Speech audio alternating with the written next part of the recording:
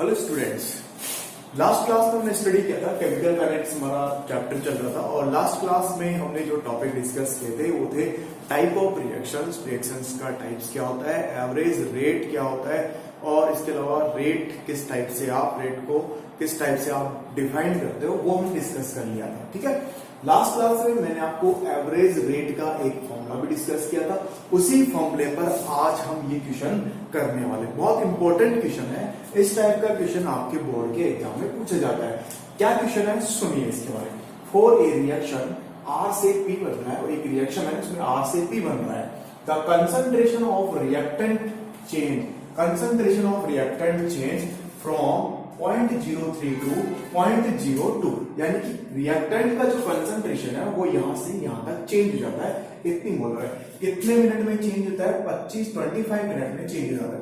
Calculate the average rate of reaction using time in minute और second. That means हमें जो time लेना है या जो टाइम दिया गया है वो किसके रूप में कैलकुलेट करना है, टाइम या मिनट या फिर सेकंड के रूप में उसको कैलकुलेट करना है। तो ये हमारे पास क्या है, एक जनरल क्वेश्चन है। अब एवरेज रेट का मैंने आपको फॉर्मूला बताया था। एवरेज रेट के लिए हम क्या फॉर्मूला लगाते हैं, सॉल्यूशन देखिए इसका किस टाइप से आप इसको सोल्व कर सकते हो। एवरेज रेट में हम देखते हैं कंसंट्रेशन में चेंज होता है। अब यहां पर जो कंसंट्रेशन यूज की गई है वो किसके लिए यूज की गई है, रिएक्टेंट के लिए यूज की गई है। तो देखिए एवरेज रेट किस तरह से निकालेगी, R average equal to minus del R. अब ये आर किसकी कंसंट्रेशन है, रिएक्टेंट की कंसंट्रेशन है, अपॉन डेल्टा टी। ठीक है, आप इस फॉर्मूले को और किस तरह से लिख सकते हो, तो इसी फॉर्मूले को आप लिख सकते हो R average equal to minus, अब माइनस में आपको लिखना पड़ेगा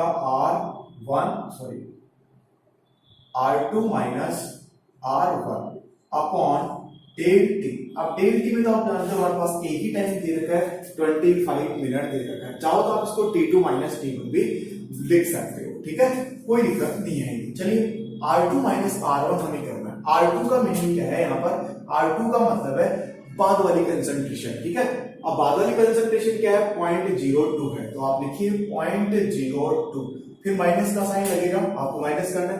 R1 कंसंट्रेशन डालनी है, R1 में क्या है 0.03 डालना है। ठीक है, अब देखिए इसके बाद हमें क्या करना है, T2 माइनस T1 हमारे पास क्या दे रखा है 25 मिनट, यानी कि जो हमारा आंसर आएगा वो 25 मिनट्स के रूप में आने वाला है। ठीक है, चलिए इसके बाद हमारे पास क्या लिखना है, इसको और आगे क्लियर करना है। आर एवरेज बराबर क्या आएगा, 0.02 है और 0.03 है, तो हमारे पास जो है माइनस का तो पहले ही लगा हुआ है। अब जो यहाँ पर है हमें सब्ट्रैक्शन करने के बाद, जो माइनस करने के बाद जो वैल्यू मिलेगी वो मिलेगी माइनस की 0.01। आप करके देख लीजिएगा, यहाँ पर क्या आने वाला आपका 25 आने वाला है। ये माइनस माइनस दोनों क्या हो जाएंगे, प्लस हो जाएंगे। आपके पास मिलेगा 0.01 अपॉन 25। कोई दिक्कत किसी को? चलिए अब हम क्या करेंगे, इसमें हम डिवाइड करेंगे तो आप देखोगे कि क्या मिल जाएगा 1 अपॉन 25 इंटू 10 टू पावर, यानी कि ये क्या हो जाएगा 100 के रूप में। अगर 100 को आप लिख सकते हैं यहाँ पर किस 10 टू पावर 2 के रूप में लिख सकते हैं। चलिए अब हम इसको सोल्व करते हैं।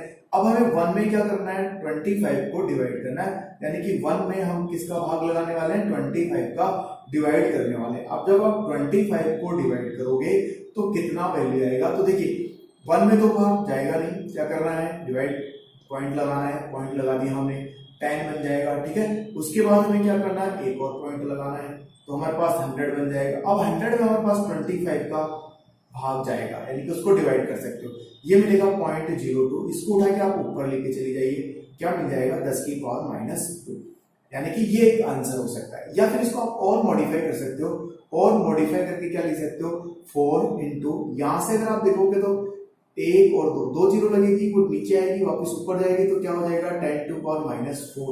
ये इतना मोल पर, मोल तो पहले से लिखा, मोल का मीनिंग कंसंट्रेशन है, मोल और साथ में आपके लिखोगे मिनट इनवर्स, मोल मिनट इनवर्स, इतना हमारे पास क्या है, इसका आंसर आ गया। ये किस में आंसर आया हमारा, मिनट इनवर्स में आंसर आ गया। अब आप बोलना चाहो कि नहीं सर हम तो इसका आंसर जो है वो कौन सी फॉर्मेट में लेके आना चाहते हैं, सेकंड इनवर्स में, तो कोई दिक्कत नहीं है। आप जब इसका आंसर सेकंड इनवर्स में लेके आना चाहो तो डिवाइड कर देना 60 से। ठीक है, तो आपके पास आंसर जो आएगा इसका वो आंसर आएगा सेकंड इनवर्स में। मैं बता देता हूँ 6.66 इंटू 10⁻⁻6 एम मोल सेकंड इनवर्स, ये इसका सेकंड इनवर्स में आंसर आ जाएगा। ठीक है, बहुत इजी था। चलिए इसको कॉपी करिए, स्क्रीनशॉट लो इसका। ओके, स्क्रीनशॉट ले लिया होगा। चलिए अब हम स्टार्ट करने वाले हैं हमारा नेक्स्ट टॉपिक। ठीक है,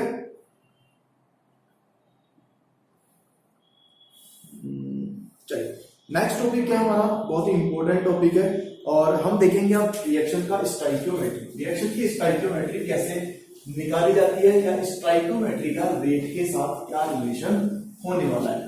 स्टोइकियोमेट्री का मीनिंग क्या है ये भी आपने एग्जाम पे पढ़ा होगा। स्टोइकियोमेट्री का मीनिंग होता है कि किसी भी रिएक्शन को एक लिखने का तरीका होता है। ठीक है, किस टाइप से उस रिएक्शन को लिखा जाता है या राइट किया जाता है, वो क्या उसकी स्टोइकियोमेट्री होती है। Relation between rate and stoichiometry, ये हमारा क्या है topic, relation between rate and stoichiometry.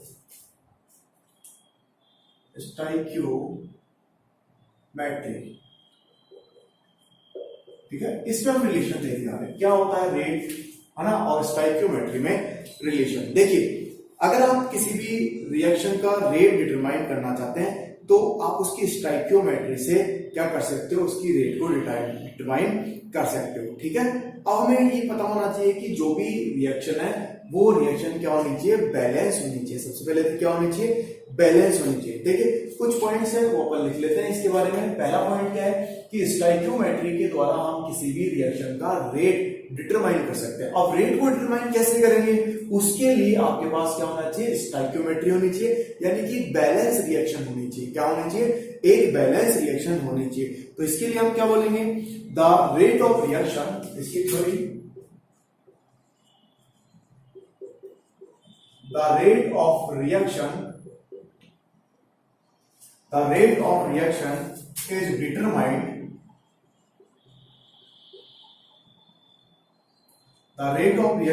determined by the stoichiometry of the reaction, by the stoichiometry of the reaction, यानी कि किसी भी रिएक्शन का जो रेट है वो किसके द्वारा डिटरमाइन किया जा सकता है, रिएक्शन के स्टोइकियोमेट्री के द्वारा डिटरमाइन किया जाता है। अब इसके लिए क्या नेसेसरी कंडीशन है वो भी देखिए। अब आप, it is necessary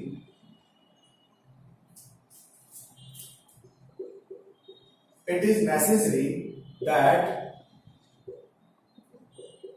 the equation of reaction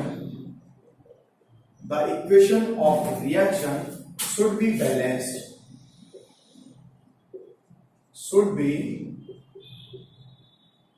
balanced, क्या होनी चाहिए, रिएक्शन आपकी बैलेंस होनी चाहिए। अगर रिएक्शन बैलेंस है तो आप क्या कर सकते हो, उसके लिए rate of reaction find out कर सकते हो। हम एक रिएक्शन को मानकर चलते हैं, एक रिएक्शन है वो इस तरह से कंप्लीट होती है, तो उस रिएक्शन की स्टोइकियोमेट्री या फिर उस रिएक्शन का रेट आप किस तरह से लिख सकते हो। देखिए हम मान लेते हैं, सपोज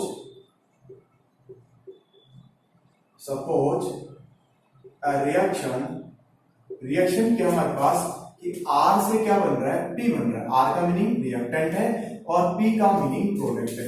तो रेट ऑफ रिएक्शन क्या होने वाली है, रेट ऑफ रिएक्शन क्या होगी, तो रेट ऑफ रिएक्शन हम जानते हैं, किसी भी रिएक्शन का जो रेट फाइंड आउट करेंगे वो किस टाइप से फाइंड आउट करने वाले हैं। देखिए रेट को आप R से भी डिनोट कर सकते हो। अब जब आप रेट ऑफ रिएक्शन लिखोगे या फिर उसका स्टोइकियोमेट्री लिखोगे तो किस तरह से लिखोगे कि रिएक्टेंट की कंसंट्रेशन में कितना चेंज हो रहा है और साथ ही साथ प्रोडक्ट की कंसंट्रेशन में कितना चेंज हो रहा है। तो रिएक्टेंट की कंसंट्रेशन में जो चेंज है उसे आप बोलोगे dR/dt। कितना टाइम लग रहा है उसकी रिएक्टेंट की कंसंट्रेशन को चेंज होने में, यानी कि टाइम के रेस्पेक्ट में हमें क्या करना है, उसके चेंज को दर्शाना है। इसी के साथ साथ आप क्या लिख सकते हो, dP/dt, यानी कि प्रोडक्ट की कंसंट्रेशन में कितना चेंज हो रहा है। देखिए रिएक्टेंट की जो कंसंट्रेशन होती है वो डिक्रीज होती है, इसलिए इसके लिए साइन माइनस यूज करने वाले हैं, और प्रोडक्ट की कंसंट्रेशन फॉर्म होती है, इसलिए इसके लिए आप क्या यूज करोगे, प्लस यूज करोगे। तो इस तरह से आप क्या कर सकते हो, रेट ऑफ रिएक्शन को दर्शा सकते हो।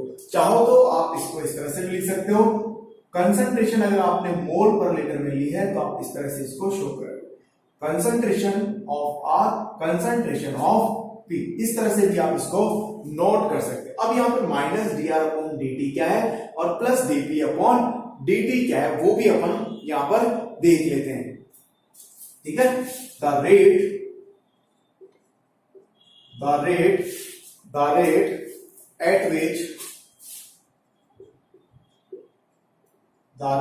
at which R disappear, ठीक है। एक ही रेट है जिसमें, सॉरी आर की रेट है जिसमें क्या हो रहा है, आर डिसअपियर हो रहा है, तो इसके लिए क्या लिखोगे आप, D R upon D T. ऐसे देखिए आर तो डिसअपियर हो रहा है यानी कि लेस हो रहा है, कम हो रहा है, वही प्रोडक्ट क्या हो रहा है, फॉर्म हो रहा है, तो इसके लिए आप क्या लिखने वाले हो, the rate at which P form, P क्या हो रहा है, फॉर्म हो रहा है, फॉर्म हो रहा है, तो इसके लिए क्या लिखोगे आप, plus D P upon D T, D upon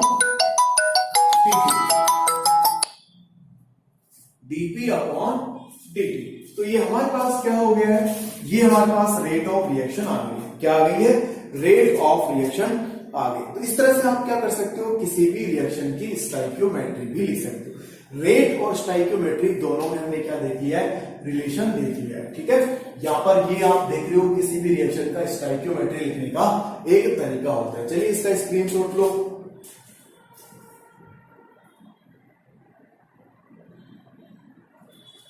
चलिए अब हम एक नेक्स्ट उदाहरण करने वाले हैं, नेक्स्ट एग्जाम्पल देखने वाले हैं। नेक्स्ट एग्जाम्पल क्या है, अब हम लेने वाले हैं इनके कोफिशिएंट। अगर प्रोडक्ट या रिएक्टेंट दोनों में से किसी के साथ भी कोफिशिएंट आ जाए, ठीक है, तो फिर किस तरह से उस रिएक्शन को लिखेंगे। एग्जाम्पल है नेक्स्ट, सपोज ए रिएक्शन, और रिएक्शन क्या हमारे पास ए से क्या फॉर्म हो रहा है, 2B फॉर्म हो रहा है। इसका मीनिंग क्या है, इसके मीनिंग को समझिए, यानी कि जब ए फॉर्म होता है उसी टाइम में बी कितना फॉर्म हो जाता है, ए का 2 टाइम फॉर्म हो जाता है। क्या बोला गया है कि जिस टाइम में ए का फॉर्मेशन होता है, या बोल दीजिए ए डिसअपियर होता है, उसी टाइम में बी जो है वो ए के कंपैरिजन में 2 टाइम क्या हो जाता है, फॉर्म हो जाता है। ये इसका मीनिंग है। अब इसके लिए अगर आप स्टोइकियोमेट्री लिखोगे तो किस टाइप से स्टोइकियोमेट्री, पहले मैं आपको रेट लिखना बता देता हूं और फिर उसकी स्टोइकियोमेट्री लिखना बता देता हूं, ठीक है। अगर आप इसके लिए रेट लिखोगे तो रेट किस टाइप से लिखोगे आप, आर का मीनिंग क्या है यहाँ पर, rate, are equal to A की कंसंट्रेशन में कितना चेंज हुआ उसे आप लिखोगे डीए, कितने टाइम में हुआ, डीटी टाइम में। यहाँ पर ए डिसअपियर हो रहा है, माइनस लगाओ, इक्वल टू आप देखोगे डीबी, यानी कि बी की कंसंट्रेशन में कितना चेंज हुआ, डीबी, और साथ में कितने टाइम में हुआ, डीटी टाइम में हुआ। यहां तक कोई दिक्कत नहीं आएगी।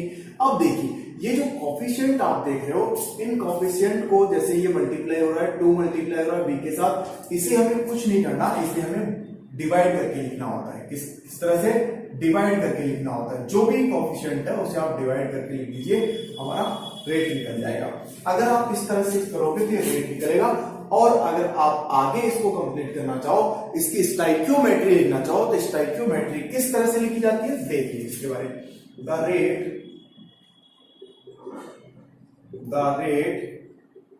एट विच ए डिसअपियर,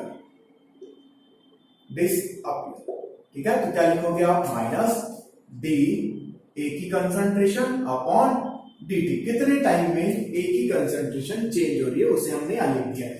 और इसी टाइप से आप क्या बोलोगे, b, दैट मींस इसका मीनिंग क्या हो गया, द रेट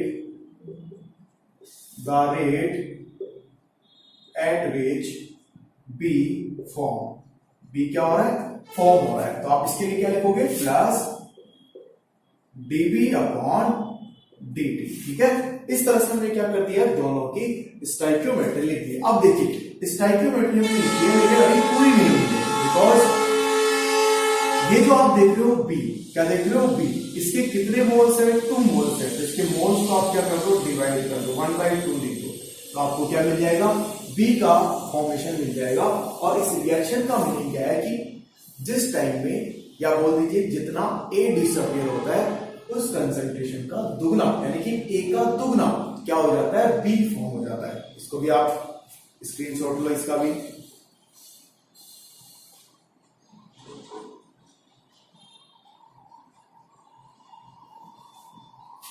दैट मीन्स क्या हो गया है कि किसी भी रिएक्शन में, या फिर इस रिएक्शन की बात करें तो इस रिएक्शन में ए, जितना ए रिएक्ट करता है उसी टाइम में बी जो है वो ए का 2 टाइम फॉर्म हो जाता है। ठीक है, तो ये क्या हो गया? इस रिएक्शन का थ्योरी भी हो गया। अब हम नेक्स्ट रिएक्शन एक करके देखते हैं, उसकी आप स्टोइकियोमेट्री लिखना। रिएक्शन क्या है हमारे पास? जैसे हमने ले लिया है 2HI, ब्रेक हो रहा है, क्या बन रहा है? H2 प्लस I2 बन रहा है। लिखिए, इसकी स्टोइकियोमेट्री कैसे लिखोगे?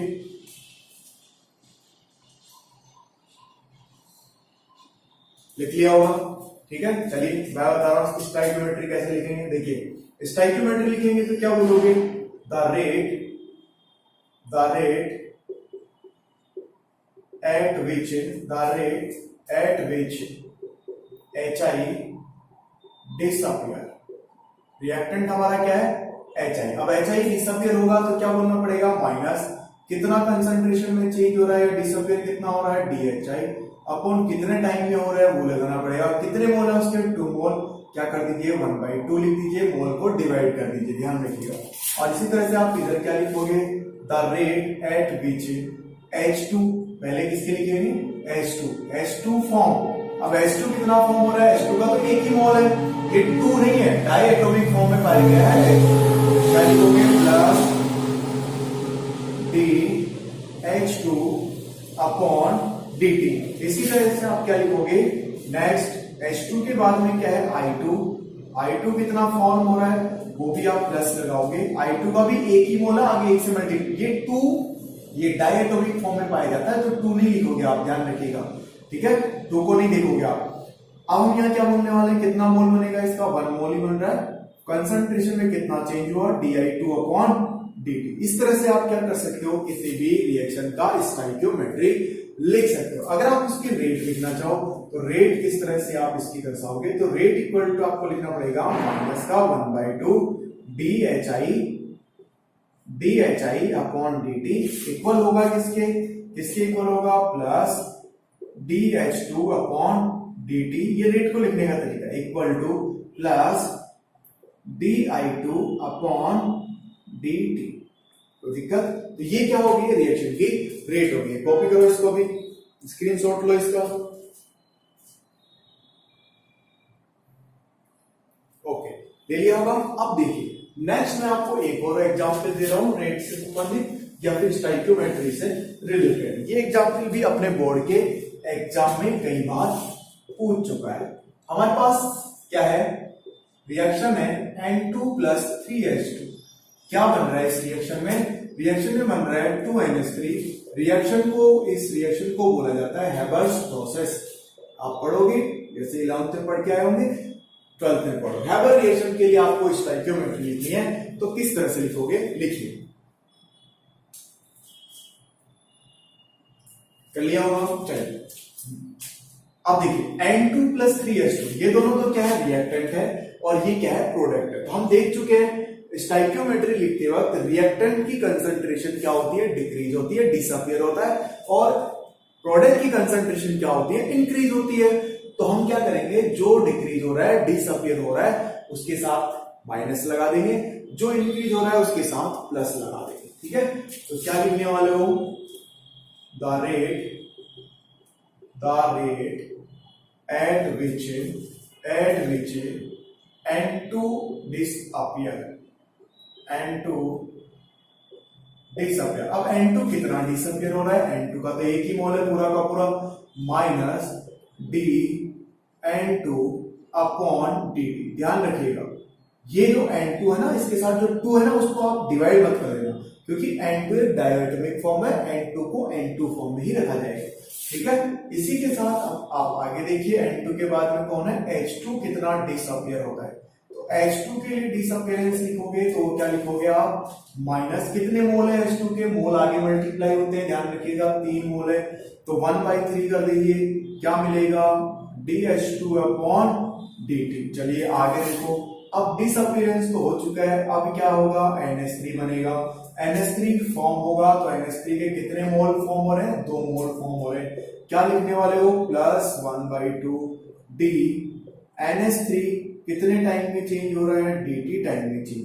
तो ये हमने क्या लिख दिया, इसकी स्टोइकियोमेट्री लिख दिया। अगर आप इसकी रेट लिखना चाहो तो रेट किस टाइप से लिखा जाएगा, rate equal to minus, minus के साथ आप क्या लिखोगे, dN2 अपॉन dt। ध्यान रखिएगा ये जो स्क्वायर ब्रैकेट है ना, स्क्वायर ब्रैकेट किसको शो करता है, मोल पर लीटर में कंसंट्रेशन को शो करता है, equal to minus DH2 upon dt। ध्यान रखिएगा कितने मोल है इसके, 3 मोल है, बराबर प्लस कितने मोल है इसके, 2 मोल है, तो 1/2 लिख दीजिए, क्या है, NH3 की कंसंट्रेशन अपॉन कितना चेंज हो रहा है, dt चेंज हो रहा है। तो कॉपी करो इसको भी आप,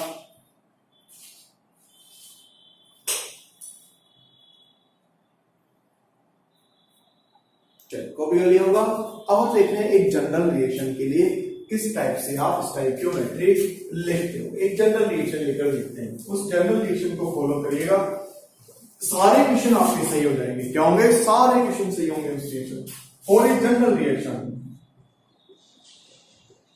फॉर ए जनरल रिएक्शन, एक जनरल रिएक्शन हम ले रहे हैं। रिएक्शन क्या है हमारे पास, देखिए रिएक्शन है N1A प्लस N2B और इधर हम बोल रहे हैं M1C प्लस M2D। ये हमारे पास एक जनरल रिएक्शन है और इस रिएक्शन के लिए हमें स्टोइकियोमेट्री की फॉर्म में रेट को लिखना है। ठीक है, तो आप किस तरह से इसकी रेट को लिख सकते हो या इसको बना सकते हो, देखो बहुत इजी है, आप रेट फॉर्म में भी लिख सकते हो, ठीक है, या फिर सिंगल सिंगल लिखकर भी इसको आप बता सकते हो। पहले तो अपन ए की कंसंट्रेशन में कितना चेंज हुआ है, ए रिएक्टेंट है, कितने मोल है इसकी, 1/N1 मोल है, मोल को नीचे लिख देंगे, साथ में आप क्या बोलोगे, ए की कंसंट्रेशन में चेंज अपॉन डी, साथ में आप बराबर करके लिखिए। इसी के साथ क्या लिख रहा है, बी की कंसंट्रेशन, बी की कंसंट्रेशन में चेंज अपॉन dt, कितने मोल है इसके, N2 मोल है, यहाँ पर N2 मोल, साथ में माइनस लिख दिया, ठीक है, बराबर। अब कौन आ गया, सी की कंसंट्रेशन आ गई, सी की कंसंट्रेशन में चेंज अपॉन क्या लिखोगे, M1 लिखोगे, साथ में क्या आएगा, प्लस आ जाएगा, क्योंकि ये फॉर्मेशन वाली यानी कि प्रोडक्ट फॉर्म हो रहे हैं। इधर आप प्लस लिखोगे, किसका, M2 मोल, D का 1/M2 लिख देंगे, कितना कंसंट्रेशन में चेंज हो रहा है, dt, सॉरी dd, कितने टाइम में हो रहा है, dt टाइम में हो रहा है। तो ये क्या हो गया है, इसकी स्टोइकियोमेट्री को लिखने का तरीका हो गया है।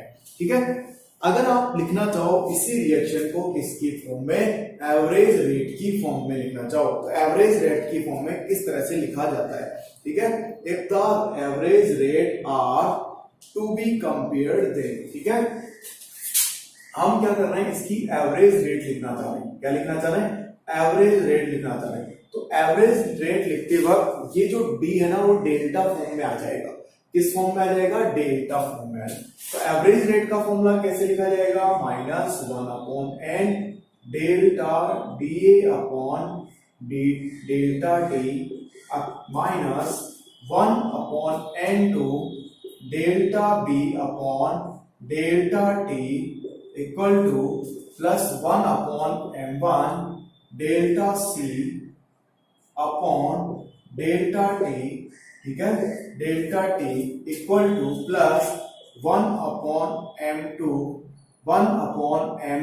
साथ में आप क्या लिखने वाले हो, यहाँ पर क्या लिखने वाले हो, डेल्टा के साथ में क्या लिखेगा, d अपॉन dt। तो ये कौन सी फॉर्म में आ गया है, एवरेज रेट की फॉर्म में आ गई। स्टोइकियोमेट्री है लेकिन किस फॉर्म में है, एवरेज रेट की फॉर्म में। किस फॉर्म में लिख दिया है मैंने, एवरेज रेट की फॉर्म में लिख दिया है, बहुत इजी था, कॉपी करिएगा इसको।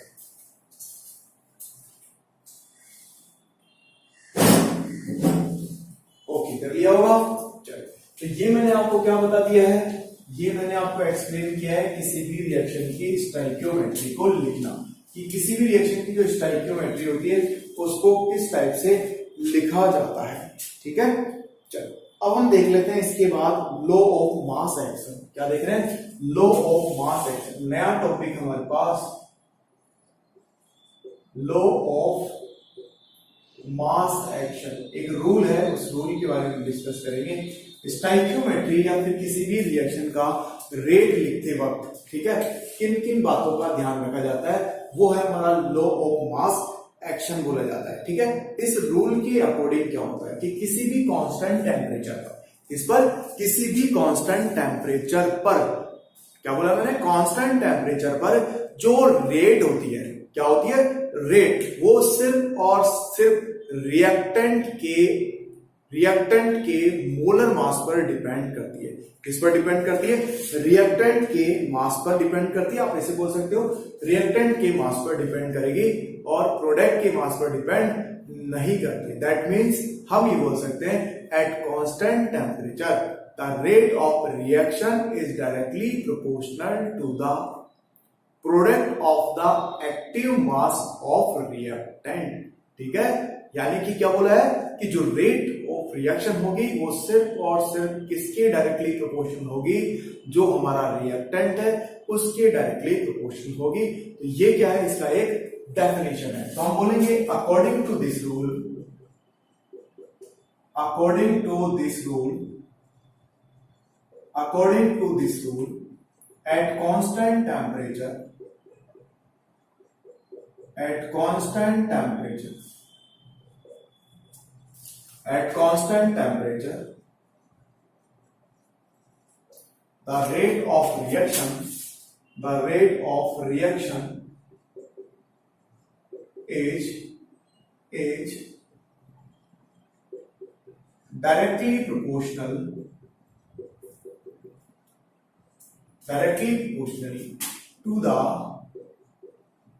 to the product of active mass, product of active mass of reactants। ठीक है, ये किसका डेफिनेशन हो गया है, लॉ ऑफ मास एक्शन का डेफिनेशन हो गया है। ठीक है, अगर हम एक बात करें किसी भी एक रिएक्शन की, और उस रिएक्शन के ऊपर अगर हम इसको अप्लाई करते हैं तो उसके बारे में, ठीक है, अब इसको हम एक्सप्लेन कर रहे हैं एक रिएक्शन में। सपोज हमारे पास एक रिएक्शन है, A प्लस बी से क्या बन गया है, प्रोडक्ट बन गया है। क्या बन गया है, प्रोडक्ट बन गया है। इस रिएक्शन पे हमें लगाना है लॉ ऑफ मास एक्शन। ठीक है, according to law of mass action, according to law of mass action, law of mass action के अनुसार जो रेट होगी वो डायरेक्टली प्रोपोर्शनल होगी किसके, ए की कंसंट्रेशन के, ए की मोलर कंसंट्रेशन के, और साथ ही साथ बी की मोलर कंसंट्रेशन के। ठीक है, जब आप ए और बी दोनों रिएक्टेंट है तो हम क्या बोलेंगे, इस लॉ के अनुसार क्या होगा, जो रेट होगा वो सिर्फ और सिर्फ रिएक्टेंट के प्रोडक्ट पर डिपेंड, रिएक्टेंट पर डिपेंड करेगा। ठीक है, यानी कि रिएक्टेंट की मोलर कंसंट्रेशन है, इसी को हमें यहां लिखना है, प्रोडक्ट और नहीं लिखना होता है। ठीक है, R इक्वल टू, जब ये साइन हटेगा तो यहाँ पर एक कांस्टेंट वैल्यू आएगा के साथ में लगेगा A और उसके साथ में यहाँ पर B बन। ठीक है, ये हमारे पास क्या हो गया है, एक रेट निकालने का फॉर्मूला आ गया है, इसके according rate of mass action के अकॉर्डिंग। ठीक है, चलिए यहां पर ये A और B क्या है, K क्या है, उसके बारे में बात कर लेते हैं। हेयर A एंड B, अगर आप इसको इस तरह से लिखते हो A एंड B, है ना, ये क्या है आपके R मोलर कंसंट्रेशन, क्या बोलते हैं इसको, molar concentration, molar concentration of A and B. A and B आपके रिएक्टेंट है, उनकी क्या है, मोलर कंसंट्रेशन है। तो फिर ये के क्या है, यहां पर के की बात करते हो तो के क्या है, रेट कांस्टेंट। क्या होता है, रेट कांस्टेंट होता है। क्या होगा, रेट कांस्टेंट, या फिर इसको आप एक और नाम दे सकते हो, वेलोसिटी कांस्टेंट। क्या बोल सकते हो, वेलोसिटी कांस्टेंट, या फिर आप इसको एक और नाम दे सकते हो, प्रोपोर्शनली कांस्टेंट, क्या बोल सकते हो, प्रोपोर्शनली कांस्टेंट या फिर स्पेसिफिक रेट कांस्टेंट भी इसको हम आगे बोलने वाले हैं। अभी तो मैं इसको क्या बोलूंगा, प्रोपोर्शनली कांस्टेंट।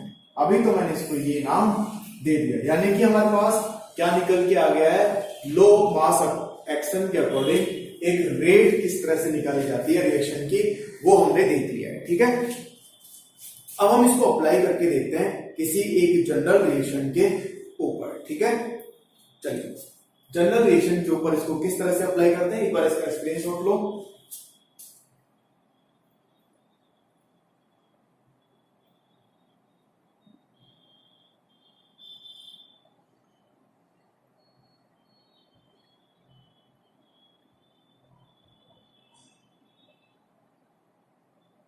चलिए अब हम आगे बात करते हैं जनरल रिएक्शन की। जनरल रिएक्शन किस तरह से लिखी जाती है, देखिए, for a general reaction, for a general reaction, for a general reaction, general reaction हमारे पास क्या है, जैसे ए बी का स्मॉल बी मोल है, कैपिटल सी के सी मोल है और कैपिटल डी के डी मोल है। ठीक है, ये हमारे पास एक जनरल रिएक्शन। इस जनरल रिएक्शन के ऊपर हमें लॉ ऑफ मास एक्शन लागू करना है। तो देखिए, अकॉर्डिंग टू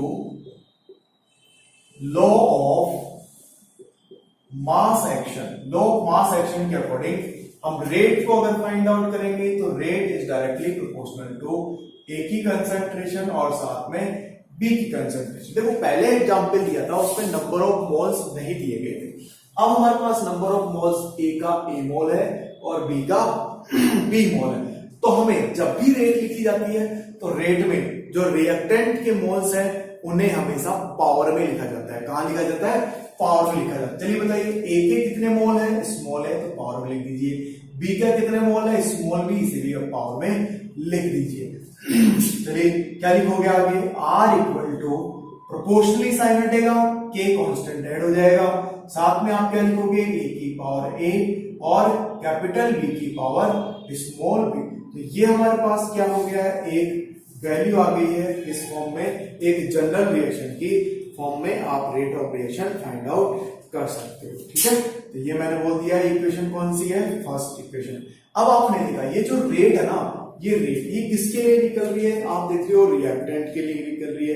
किसके लिए, रिएक्टेंट के लिए। तो क्या मैं इसको इस तरह से भी लिख सकता हूं रेट को, कि rate equal to minus D R upon D T, यानी कि टाइम के साथ आर की कंसंट्रेशन में कितना चेंज हो रहा है वही तो क्या है, आपकी रेट है। तो इसको फॉर्म में लिख सकते हैं। तो आपके पास फॉर्मूला एक और नया फॉर्मूला बन गया है, यानी कि कुछ नहीं है, वही सेम फॉर्मूला है। हमने क्या लिख दिया है, आर की जगह minus D R upon D T लिख दिया है। ठीक है, तो ये दोनों फॉर्मूले आपके किसके लिए हो गए, किसी भी रिएक्शन के, किसी भी जनरल रिएक्शन का रेट लिखने का तरीका हो गया। ठीक है, अब ये जो सेकंड रिएक्शन है, कौन सी reaction, second reaction. Second reaction को हम क्या बोल रहे हैं, एक डिफरेंशियल रेट इक्वेशन बोल रहे हैं। क्या बोल रहे हैं, डिफरेंशियल रेट इक्वेशन बोलते हैं। इस रिएक्शन को क्या बोलते हैं, differential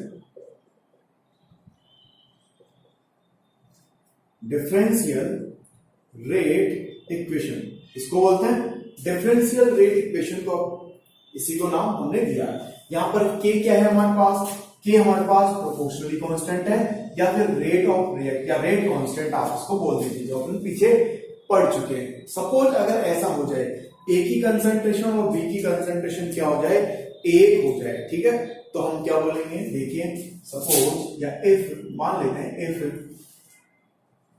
A concentration of B equal to क्या हो जाए, 1 हो जाए, तो हम इस रेट को कैसे लिखेंगे, 10 रेट आर इक्वल टू किसकी हो जाएगी, के हो जाएगी। इसको आप समझो क्या बोला है मैंने, क्या बोल दिया है कि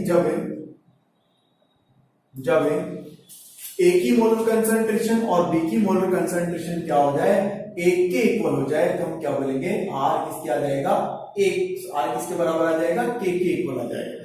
दैट मीन्स यहां पर हम क्या बोल रहे हैं कि जो क्या कहेंगे इसके लिए, the rate constant is the rate constant is the rate of reaction. देखिए ये जो रेट कांस्टेंट है ना वो क्या है, रेट ऑफ रिएक्शन ही है। Rate constant is the rate of reaction when the concentration of each reactant is equal to unit, या फिर 1 बोल दीजिए, क्या बोल दीजिए, 1 बोल दीजिए, ठीक है। thus the rate constant is the rate of reaction. इसका मीनिंग क्या हो गया, द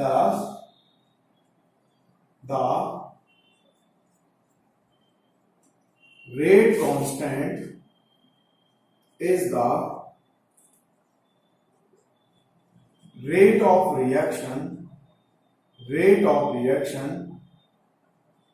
when